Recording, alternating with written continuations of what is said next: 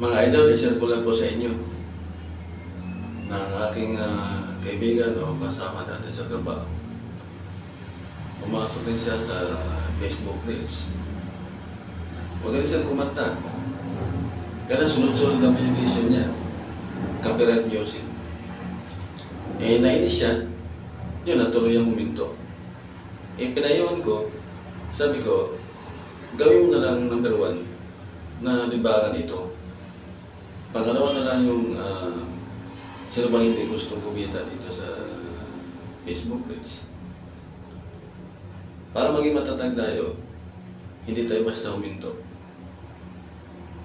Kailangan maging masaya at maglibang tayo dito. Kaya tulad ko, hanggang ngayon, nandito pa rin ako. Dahil una, ang katwiran ko, talagang nag-Facebook naman talaga ako, ginawa ko ng libangan to. Tuloy-tuloy lang hanggat kaya. Tiwala na sa sarili. Thank you mga idol.